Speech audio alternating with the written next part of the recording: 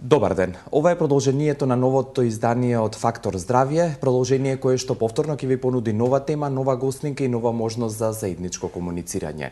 Денеска повторно ние во Фактор Здравје темата која што ќе ви ја представиме е во соработка со Центарот за плодност Newborn Clinic, центар кој што веќе е докажан и референтен не само во Република Македонија, туку и надвор од државава. Деталите и представувањето на гостинката следува по оваа прва најава.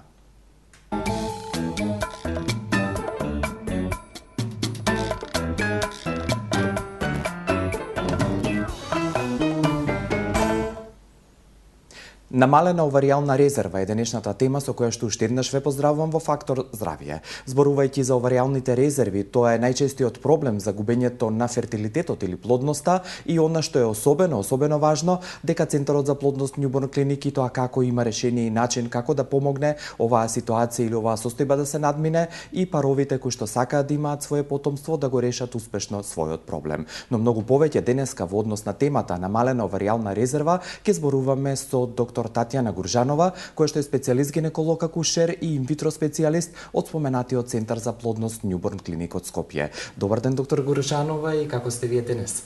Добро ве најдов, денеска во добро расположение. Задоволство ми е што имаме гостинка од ваш калибар, би рекол, бидејќи после доктор Ајдин, со кој што многу почесто се гледаме и вие сте во државава и користиме прилика вашето искуство и новините кои што ги стекнувате секаде низ светот да ги представите пред гледачите. Особено ми е важно и она што го споменав дека токму намалената оваријална резерва најчест проблем за губењето на фертилитетот или плодноста кај жената. Колку е често овој проблем и кои се причините?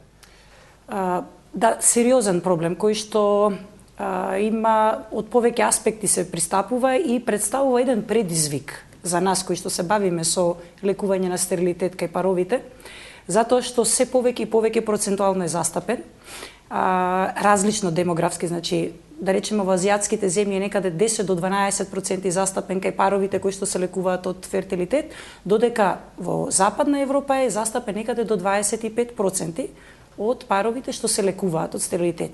Дали тука има врска, начинот на исхрана, животот, нели, западниот начин на живот верзус источниот начин на живот во азијатските земји, се уште се водат студии, затоа што ова е битка, наредна битка со која што се справува целото општество, нели, што се занимава со лекување на стерилитет. И посебно вие лекарите и научниците кои што сте во хуманата да, посебно гинеколозите се бавиме со овој проблем. Намалената оваријална резерва е физиолошка појава кога е, нели, паралелна со возраста. Значи, после 35-та година доаѓа до веќе сериозен пат на оваријалната резерва, а после 40-та веќе тој пат е значителен. Значи, ако на почетокот на пубертетот, значи со започнувањето на пубертетот, едно девојче има во резерва 200 до 250.000 јајни клетки кои што понатака, нели, во текот на циклусите на овулација ќе се трошат, затоа што во еден циклус, да објаснам каков е тој процес, во еден циклус овулира една јајна клетка, една зрела квалитетна јајна клетка, додека други 1000 се уништуваат. Се, значи, настанува атрезија и реабсорпција во самото оваријално ткиво. И така тоа е неповратно, нема оправување. Тоа е неповратно. Некои, значи, се раѓаат со многу намален број на јајни клетки, односно со намален пул на јајни клетки, базен на јајни клетки во самиот пубертет. И тоа се веќе докажани синдроми, како што е Тарнеровиот синдром, како што е фрагилен X хромозом синдром, значи генетски оптоварени и каде што веќе немаме друг избор освен да одиме со донација на јајна клетка. Кај другите, каде што немаме генетско оптоварување, каде што кога ќе земеме податоци, гледаме дека по женската страна, кај мајка, кај баба, менопаузата настапувала, да речеме, во нека очекувана возраст, 48, 50 или 52 години, кај младата жена доваѓа до намалена резерва под 35-та година.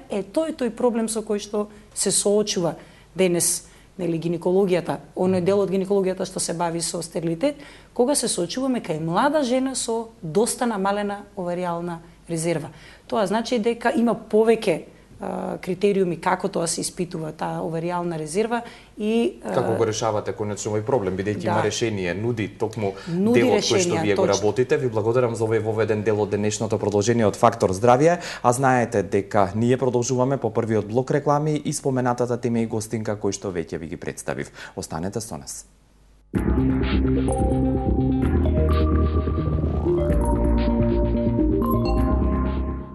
Генатурал 3 во 1. Во една капсула храна, кислород и енергија. Мојот избор е Генатурал. Ординација по кардиологија и интерна медицина, доктор Данаилов. 20 години се грижиме за вашето здравје. 20 години боледувам од бело дробно заболување. Болеста е обструктивна. Често останувам без кислород. Не може да дишам, особено кога воздухот е загаден и има магла. Но се гушев на пролет и на есен кога цветаат дрвата.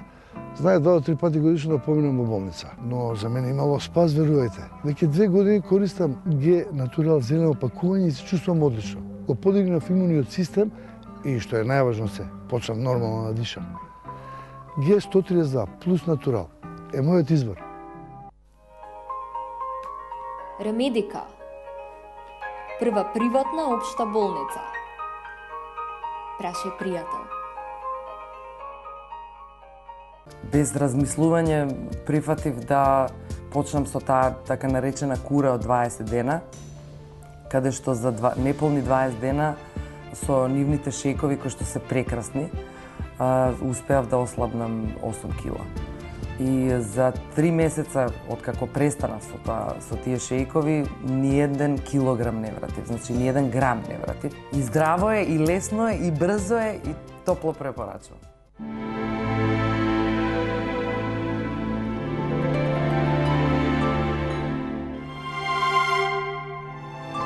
Највредните нешта во животот заслужуваат посебно внимание. Гинекомедика, центар за инвитро оплодување.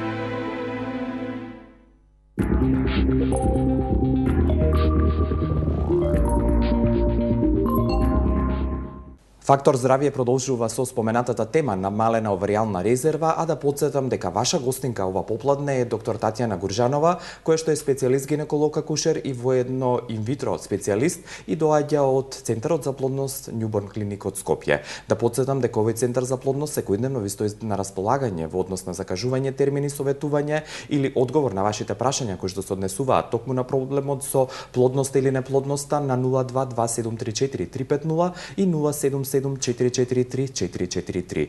Контакт @newborn.mk, како и www.newborn.mk се начините каде што по електронски пат можете од било која точка на земјината топка да го консултирате тимот на доктор Гуржанова и да побарате начин за решение на вашите проблеми.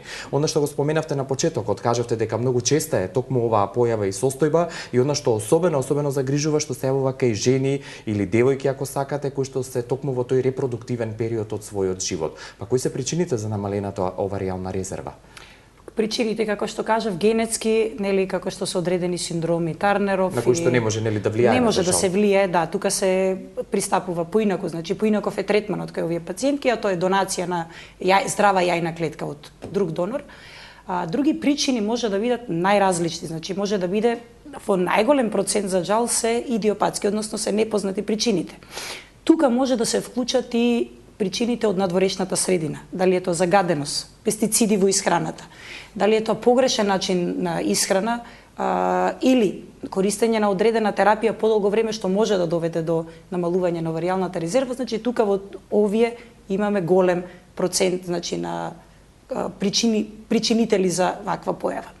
Потоа може да биде намалената оваријална резерва и предизвикана вештачки.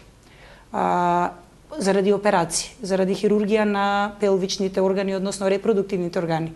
Посебно хирургија, посебно една состојба патолошка што се вика ендометриоза и пациентите што се соочуваат со ваков проблем и се соочуваат исто и со ендометриоза, сама по себе ендометриозата е уништува оваријалната резерва, а кога ќе се пристапи и кон хирургија отстранување на овие ендометриотични цисти, колку и да се внимателни докторите што прават операцијата, се уништува оваријалната резерва.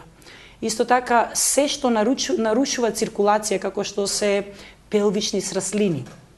Најчесто ги среќаваме овие пелвични сраслини После сексуално преносливи болести, значи знаеме и кај нас дека во голем процент паровите се соочуваат со стерилитет заради последица како сексуално пренослива болест, туберен фактор и сраслини. Меѓу кои сраслини кои што го фаќаат значи и самиот јајник, попречуваат циркулација на јајникот и затоа доваѓа значи до недоволна функција и намалена оверијална резерва. Други причини значи може да бидат цигарите. Причина која што е исто така докажана врската, тоа е покачен body mass index, значи кај жени кои што се обезни и кои што со зголемена телесна тежина. Да, и каде што гледаме намалена оверијална резерва, прва линија на третман е намалување на телесната тежина, односно намалување на масното ткиво. Значи прво третираме за да се очекува успех. Прво мора да се истретира обезноста, па после тоа се третира намалената оверијална резерва. И многу други болести како и автоимуни заболувања, кои што се долго време на терапија, имуносупресивна доведуваат го намалуваат имуниот систем. Исто така и ослабнување на надбубрежните жлезди, и тоа понатака кога ќе се спомне и за одредена терапија што ние ја даваме за намалена оверијална резерва и зошто уствари надбубрежната жлезда и намалување на работата на оваа жлезда последователно доведува до намалена оверијална резерва. Она што сакав да го споменам, што е карактеристика на вас во Newborn Clinic е фактот што го рековте, првенствено отстранувате причината пред да пристапите пред каков било третман или протокол за инвитро фертилизација или биолошки потпомогнато оплодување, и тоа значи дека и вие претходно, и вашите колеги кои што биле овде во Фактор здравје, дека холистички пристапувате, значи во целост го гледате секој човек, дали било пациентка или пациент. Она што е особено важно, како се открива пред се намалената оверијална резерва, што е она што првенствено ги советувате вашите пациенти пред се кога ќе дојдат прв пат во Newborn Clinic. Вака, да, намалената оверијална резерва може да поминува без симптоми. Друго е кога збориме за намалена оверијална резерва над 42-та година, тогаш веќе тоа е во склоп очекувано на еден предменопаузален синдром, каде што имаме пореметување на менструалниот циклус и каде што имаме симптоми заради кои што пациентката би дошла и би се утврдило тоа. Иако тие пациенти обично се соочуваат со стерилитет, значи прво затоа доваѓаат да се испитуваат, после све друго. Кај помладите пациентки, тука е кат-оф линијата 35 години. Нема никакви симптоми. Линија, да, има она редовни менструални циклуси, нема никакви други симптоми општи кои што би довеле до некаков сомнеж дека е намалена оверијалната резерва. Постојат повеќе начини на испитување. Обавезно правиме комбинација, тоа е испитување на фоликулостимулирачкиот хормон во вториот или третиот ден од менструалниот циклус. Естрадиолот, исто така хормонот, и ние испитуваме во нашата клиника инхибин Б. Исто така во овој прв дел од циклусот во рана фоликуларна фаза, односно некаде до 5-6 ден од менструален циклус, ултразвучно се мери и број на антрални фоликули на обата јајника. Кога ќе видиме дека нешто не е во ред, значи ако имаме покачување на ФСК хормонот над 12 или над 15 во вториот или третиот ден од циклус, доколку имаме намалување на тој инхибин Б, покачен естрадиол, значи над 60, тогаш и гледаме дека имаме намален број на антрални фоликули во оваа прва фаза од значи под 4, тогаш се смета дека е вкупно на двата овари, му се смета дека е тоа дефинитивно намалена оверијална резерва или инсуфициенција на јајниците, да. Тогаш испитуваме плюс уште еден хормон многу значаен и вреден за во диагностика, тоа е антимилеријан хормонот, кој што го лачат гранулоза клетките во самите јајници, во самиот фоликул. Колку помал број имаме на овие гранулоза клетки, значи толку по-намалена, толку помалце фоликули очекуваме да растат и толку помалце зрели јајни клетки очекуваме да добиеме од тој јајник.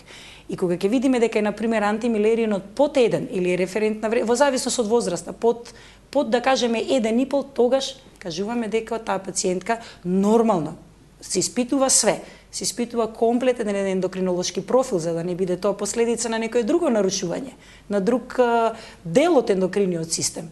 Тогаш заклучуваме дека пациентката има оверијална резерва. Значи не може тоа да се каже од прв преглед. Значи ќе мора тоа да помине серија од испитувања, серија од, да речеме, промена во некоја, евентуално ако има терапија, рековме, ако има зголемен body mass индекс, обавезно ги ставаме на режим тие пациентки и после одреден временски интервал повторно го правиме испитувањето и гледаме дали има подобрување во квалитетот и лабораториски и ултразвучно.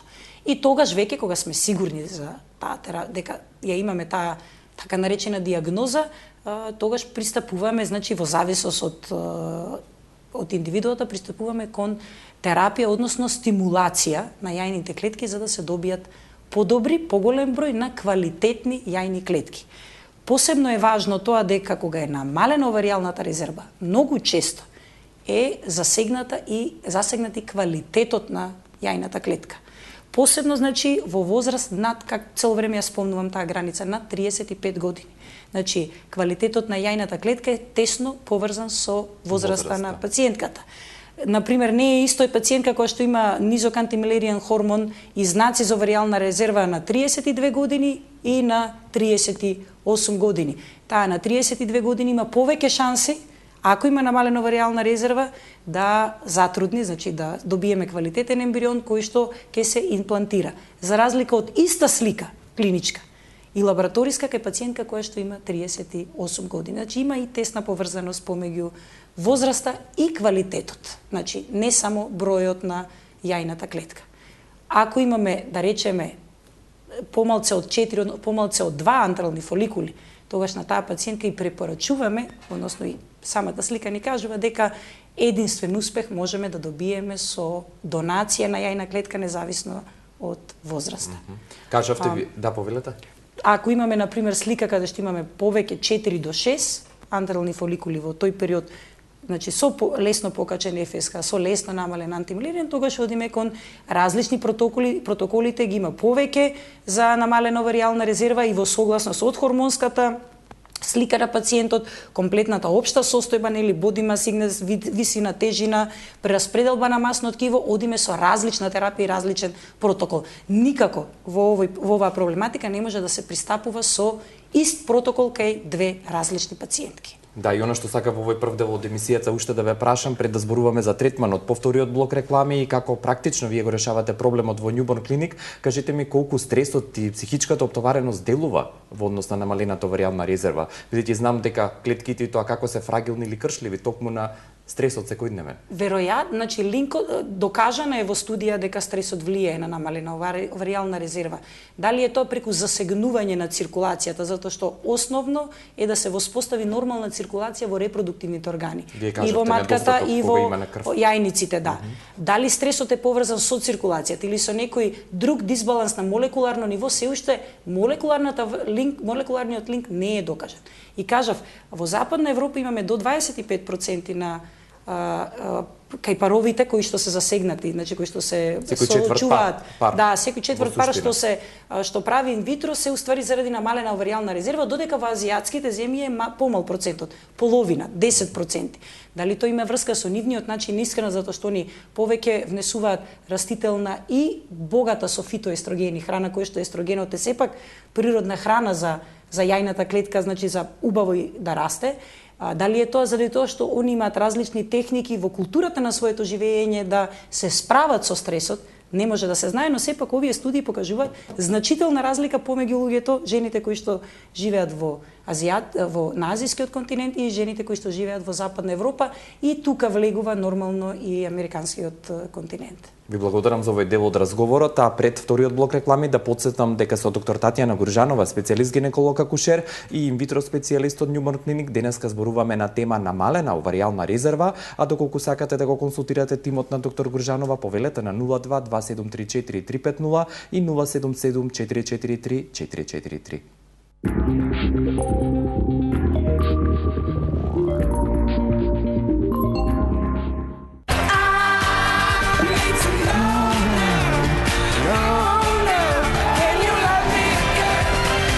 Заедно е подобро. Изберете VIP комбо пакет и добиете телевизија со најмногу HD канали, супер брз интернет, фиксна и мобилна линија. Се во едно. Без предплата цело лето. Јавете се на 0800 787 87 и нарачајте. Повеќе за вас. VIP.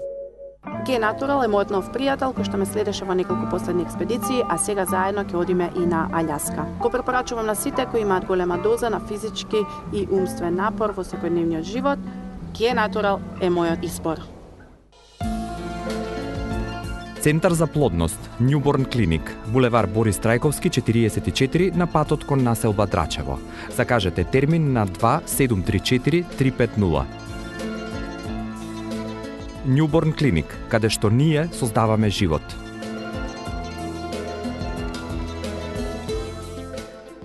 Генатурал ми го смени животот. Еве и зошто. Храна, кислород и енергија е сето тоа што мене ми недостасуваше. А го најдов во една капсула Генатурал. Јас успеав. И само можам да ви препорачам. Користите Генатурал за долг и здрав живот. Ординација по кардиологија и интерна медицина, доктор Данаилов. Комплетна еходиагностика на срце, ехопрегледи на стомачни органи, штитна жлезда, дојки, доплер циркулација на целото тело. Закажете на 24 34 000 или информирајте се на danailov.mk. Ординација доктор Данаилов. 20 години се грижиме за вашето здравје. Мој избор, а воедно и моја препорака е Вамекс. Идеално избалансирана формула од валеријана, маточина и хмелј. Вамекс е одлично решение во справување со психолошката напнатост и стресот. Уживајте во животот. За убав ден и мирна ноќ. Користете Вамекс. За индикациите, ризикот од употреби несаканиот ефект на лекот, консултирајте го вашиот лекар или фармацевт.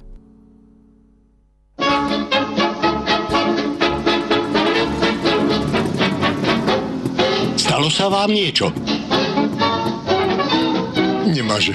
To pravé mazanie je konopné mazanie. Против болки во зглобовите и мускулите. Креми за ладење, опуштање и загревање. Побарајте ги во вашата аптека.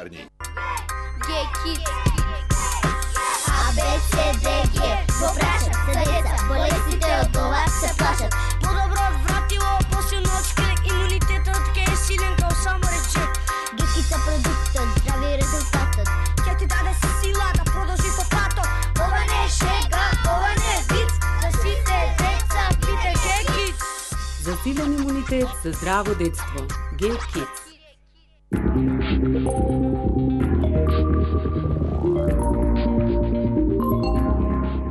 По блокот реклами се враќаме во студиото и она што денеска уште еднаш сакам да го потенцирам, зборуваме на тема намалена оваријална резерва, а доколку сакате да се јавите, повелете на еден од двата понудени телефонски броеви кои што се наведени и стојат веќе на вашите мали екрани. Зборувајќи за третманот на намалената оваријална резерва, кажавме дека вие во Newborn Clinic пристапувате според различни протоколи и според индикациите што ги имате. Кажете ми кога веќе во однос на исхраната или оние режими кога терапевски делувате и нема успех, сигурно дека применувате една од техниките или протоколите на решавање на овој проблем. Што е основно пред ова да се пристапи? Дали има дополнително уште подготовка или начини да речам да се проба за да се реши оваа состојба кај жената? Крајниот третман е секако донација на јајна клетка, но сепак тоа го оставаме за оние случаи каде што навистина е веќе инсуфициенцијата доста развиена и нема каде да се оди понатака, нема алтернатива со терапија, а додека за другите пациентки е, кажав, индивидуален третманот. Прво, обавезно се прави еден комплетен хормонален профил, значи да се избалансира комплетно ендокриниот систем. Тука влегува и тироидејат, тука влегува и надбубрежната жлеза, тука влегува и панкреасот со инсулинот. Затоа ние инсистираме секогаш на нашите пациенти да имаме комплетна, значи, слика за ендокриниот систем. Со одредена терапија, некога што е растителна или со суплементи, заедно во комбинација со хормонална терапија ги балансираме пред да почнеме со одреден протокол на стимулација на јајниците. Многу голем успех добивме и на светско ниво се добива и се направени студии со препаратот дехидроксиепиандростерон или скратено ДХЕА, кој што е природен хормон, значи што го лачи надбубрежната жлезда. Затоа и претходно реков дека ќе се надоврзам на надбубрежната жлезда, кога таа опаѓа во својата функција, а стресот е еден од факторите што исцрпува надбубрежната жлезда, опаѓа и лачењето на овој хормон. Овој хормон се користи од јајниците и се претвора во јајникот во естроген кој што природно ја храни јајната клетка да созрее во квалитетна и зрела јајна клетка.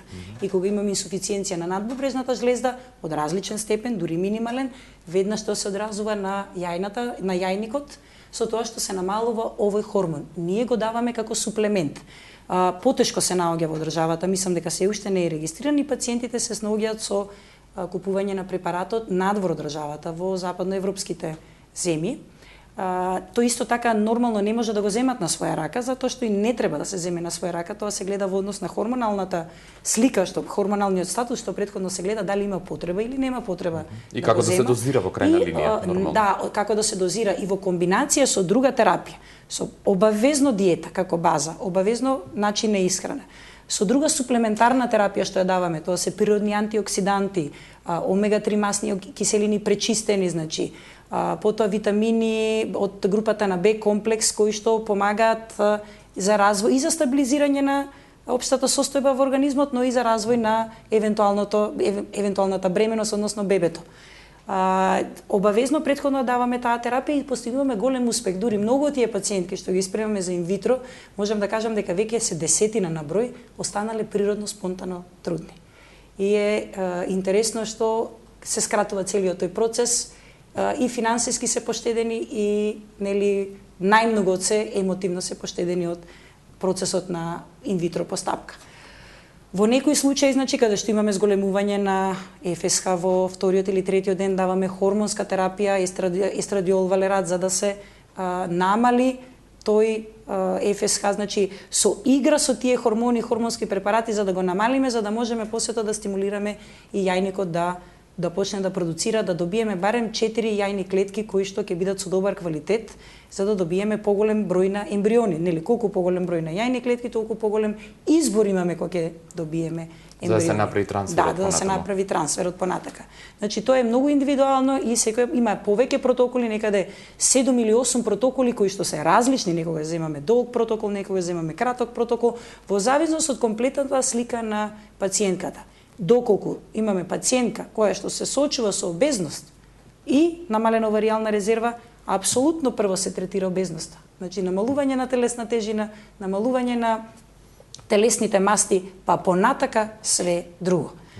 Доколку некаде имаме нели зголемена инсулинска резистенција, заедно со намалена резерва, значи тука почнуваме третман покрај диета и третман на покачениот инсулин. Значи, телото, за да продуцира квалитетна јајна клетка, да речеме во некој оптимален број, мора да биде во супер здравје.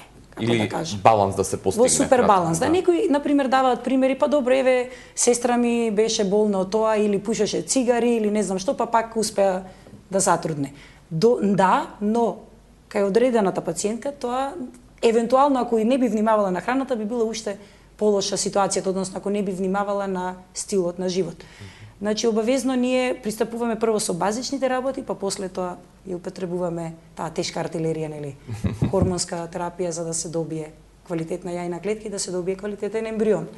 Да подсетам уште еднаш дека доктор Татјана Гружанова, специјалист гинеколог акушер и инвитро специјалист од Њуборн клиник, денеска гостува во Фактор здравје. Темата со која што ја доближуваме токму оваа проблематика денеска е насловена намалена оваријална резерва, а доколку сакате да се консултирате, советувате или едноставно да ја запознаете Њуборн клиник, повелете на булеварот Борис Трајковски број 44, каде што овој булевар се сече со булеварот Србија во Скопје, а доколку сакате и лично да закажете термин, повелете на 077-443-443, како и на 02-2734-350. На www.newborn.mk, како и на имейл адресата contact@newborn.mk, можете исто така сите овие наведени начини на комуникација да ги остварите и лично да се упатите во Њуборн клиник. Сакам и уште еднаш да потенцирам дека покрај приватно услугите на Њуборн клиник можете да ги подмирите и со поддршка на Фондот за здравствено осигурување на Република Македонија, односно да го користите ваучерот кој што за таа намена го дава оваа спомената институција. Кога рековте дека ќе го решите проблемот или кога оваријалната резерва и недостатокот го решавате со одреден хигиенско-диететски режим или со одредена хормонална терапија, практично и таа пациентка не мора да прави инвитро, односно спонтано или природно останува бремена. Но што е со оние пациентки каде што овој проблем кога ќе се реши не дава начин на природно зачнување? Дали тогаш тоа индикација? Ретко, да, точно. Или... Овие пациентки ретко, значи тоа се пак јас ќе кажам на број десетина пациентки кои што поминале низ нашата клиника, што нели во цел тој процес дошло до природно спонтано забременување заради тоа што сме ја дале таа терапија и дошло до баланс на комплетниот. Не сте употребувале тешка артилерија, како што рековте. Не сте употребувале тешка артилерија. Во секој случај не се чека многу. Значи 2 или 3 месеци, пошто и таа терапија е најмногу 12 недели. 12 недели е потребно за да еден примарен фоликул се развие во убав фоликул кој што ќе овулира. Така да после 12 недели додека не дојде до подобрување, обавезно се пристапува кон стимулација хормонска, значи, не се чека. Времето е драгоцено. Времето е многу драгоцено, пошто времето овдека е борба со времето. Значи во ова проблематика. И времето не оди во наш прилог, туку напротив. Тогаш се пристапува, значи се бира било кој протокол за стимулација за да се добијат, за да имаме нели жнење, за да имаме да добиеме повеќе јајни клетки кои што понатака ќе се фертилизираат во лабораторија. До трети најдобро би било да се издржи до 5-ти ден на ембрион, во зависност од тоа дали ни ја дава таа можност ембрионот што се развива инвитро, и потоа правиме трансфер доколку имаме услови за трансфер. Доколку немаме услови за трансфер, тогаш ги замрзнуваме ембрионите и правиме во друга прилика, значи трансфер на тие ембриони.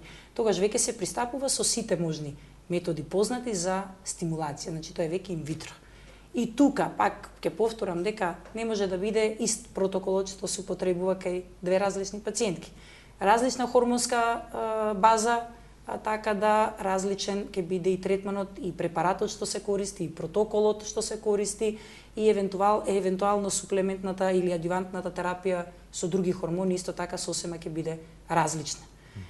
Доколку не дојде до успех, значи кога гледаме дека имаме еден таков циклус што не дава успех, што добиваме лош квалитет на јајни клетки, а не е поврзан со протоколот, ако гледаме дека немаме добар одговор на овариумот, тогаш препорачуваме на тие пациенти.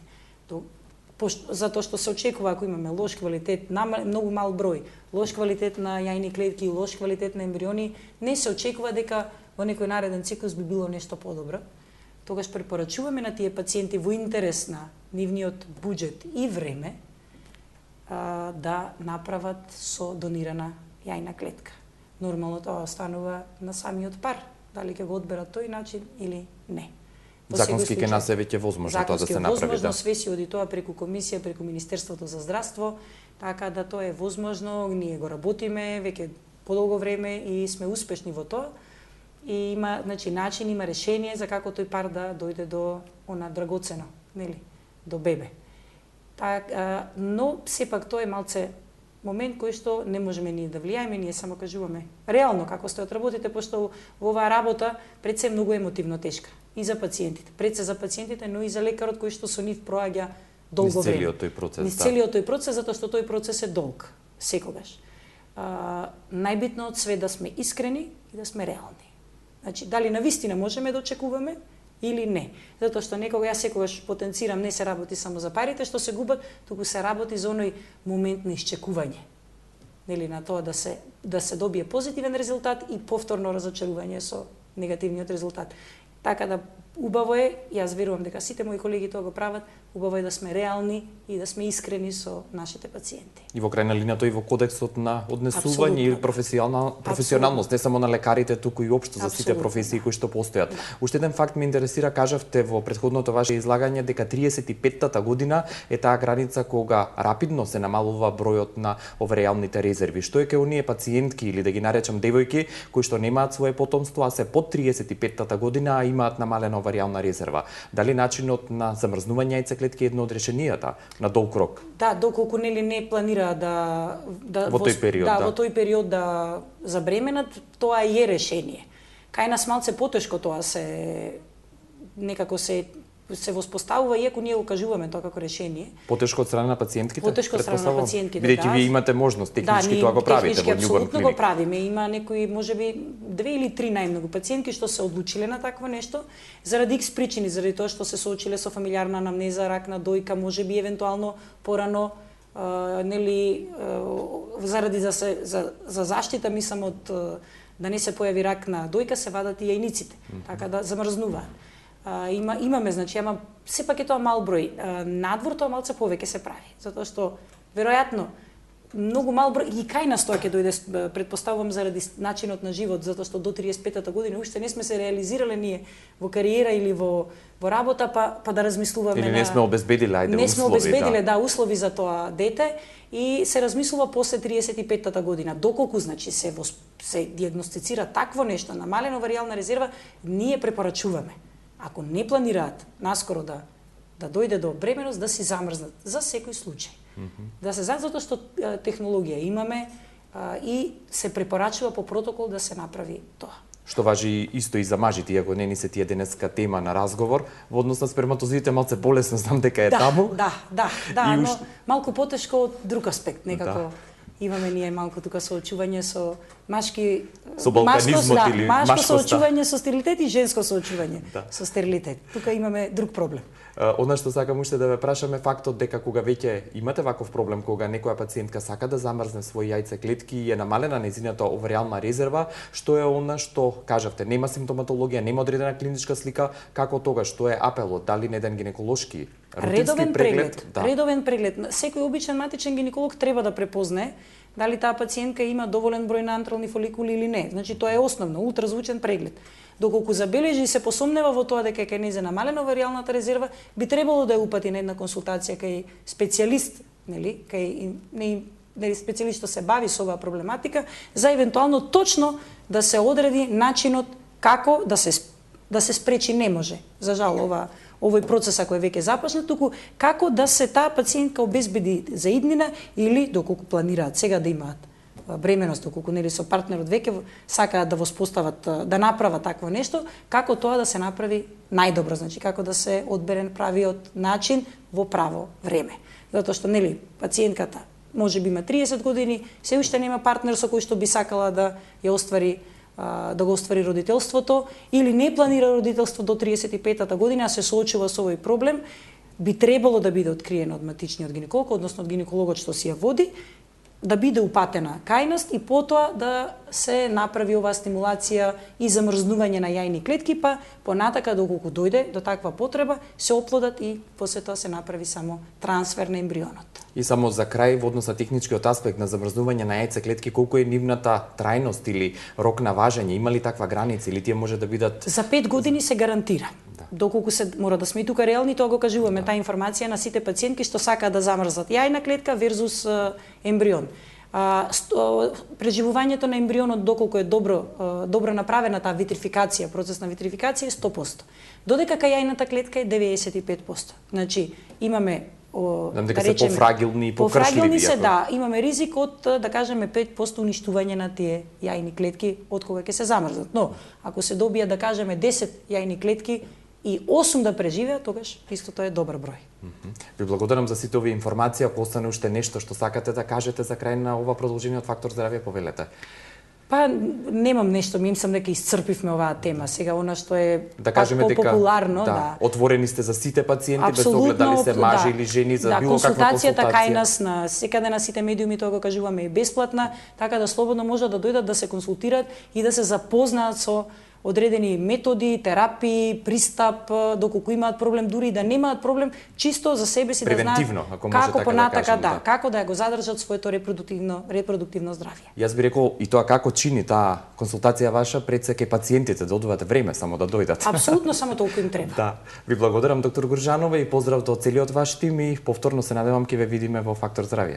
Благодарам. И јас очекувам повторно да бидам повикана како гост. Да, ви благодарам уште еднаш. Доктор Татјана Гуржанова, специјалист гинеколог акушер и инвитро специјалист, беше денешна гостинка во Фактор здравје. Зборувавме за намалената оваријална резерва, а доколку оваа тема побуди интерес кај вас и доколку имате понатамошни прашања или општо во поглед на инвитро фертилизацијата, слободно побарајте Newborn Clinic, институцијата каде што работи доктор Гуржанова и незиниот тим. Тоа можете да го направите на двата телефонски броеви 02273435 и 0774434443 или пак лично повелете на булевар Борис Трајковски број 44 во Скопје или по електронски пат контактирајте ги Newborn Clinic на www.newborn.mk.